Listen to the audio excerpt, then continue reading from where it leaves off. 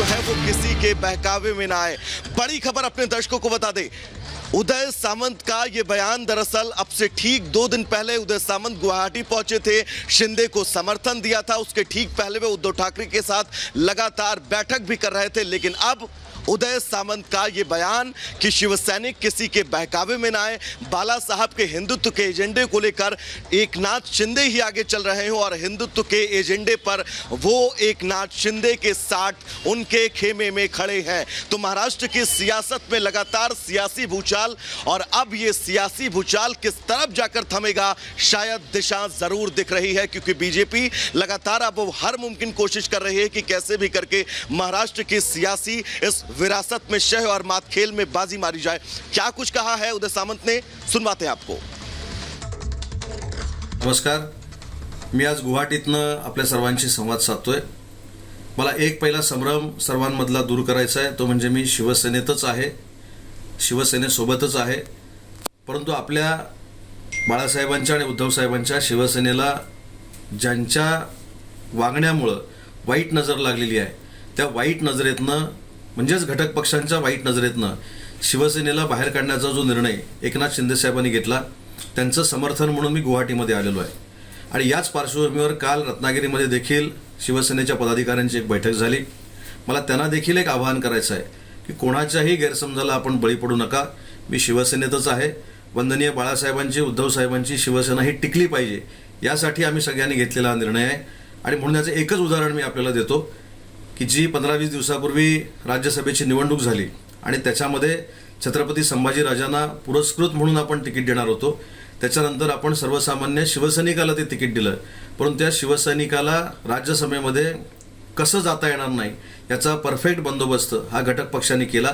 आणि अशाच पद्धतीने शिवसेना संपवण्याचा प्रयत्न हे घटक पक्ष करतायत। आणि म्हणून या घटक पक्षाच्या वाईट नजरेच्या विळख्यातनं शिवसेनेला बाहेर काढण्यासाठी एकनाथजींनी जी मोहीम आखलेली आहे, या मोहिमेमध्ये मी सामील झालेलो आहे। आणि म्हणून कोणीही गैरसमज करून घेऊ नये, मतदारसंघातल्या जनतेने गैरसमज करून घेऊ नये, पदाधिकाऱ्यांनी गैरसमज करून घेऊ नये, कोकणातल्या समस्त लोकांनी गैरसमज करून घेऊ नये। मी शिवसेनेतच आहे आणि शिवसेनेचाच विचार पुढे नेण्याचा प्रामाणिकपणाचा प्रयत्न करणार आहे। तो उदय सामंत को आपने सुना, जिन्होंने अपना रुख बिल्कुल स्पष्ट कर दिया और इस बात का जिक्र किया कि वो बाला साहब के हिंदुत्व के साथ हैं और वो शिंदे गुट के साथ है। गुवाहाटी चलेंगे, जहां से एक एक तस्वीर हमारी सहयोगी शिखा अब तक सबसे पहले पहुंचा रही हैं। शिखा, सवाल यही है, क्योंकि महाराष्ट्र की धुंधली होती सियासत में अब तस्वीरें साफ हो रही हैं और गुवाहाटी इसका हॉटस्पॉट, मुख्य केंद्र बना हुआ है, वहां से ताजा अपडेट क्या है?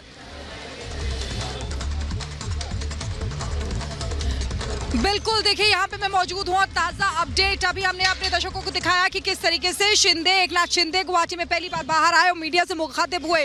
तस्वीरें लगातार हम अंदर की दिखा रहे हैं। देखिए अंदर अभी कुछ ही देर पहले मैंने देखा था कि विधायक अंदर टहल भी रहे हैं, यानी कि आप समझिए कि अब सीधे सीधे उन्होंने आके ये बोल दिया है एकनाथ शिंदे ने कि यहाँ से मुंबई जाएंगे एकनाथ शिंदे और सभी विधायकों के साथ जाएंगे। ये बड़ी बात है, ये बड़ी बात इसलिए है क्योंकि ये लगातार कयास लगाए जा रहे थे कि एकनाथ शिंदे खुद अकेले जाएंगे। लौटेंगे आपके पास शिखा, लौटेंगे आपके पास, क्योंकि इस बीच एक बहुत बड़ी खबर मिल रही है। बहुत बड़ी खबर ये कि संजय राउत को ईडी का एक और नोटिस मिला है, एक और सम्मन मिला है संजय राउत को। और ये कहा गया है कि 1 जुलाई को संजय राउत को पेश होना होगा।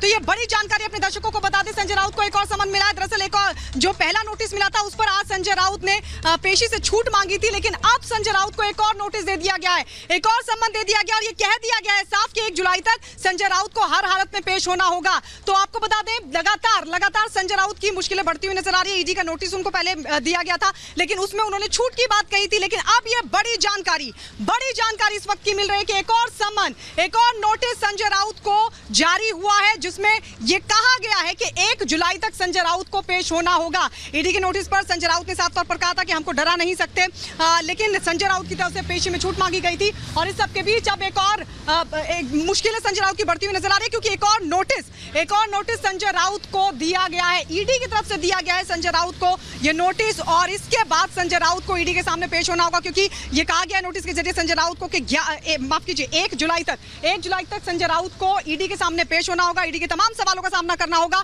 तमाम जवाब देने होंगे जो ईडी को चाहिए।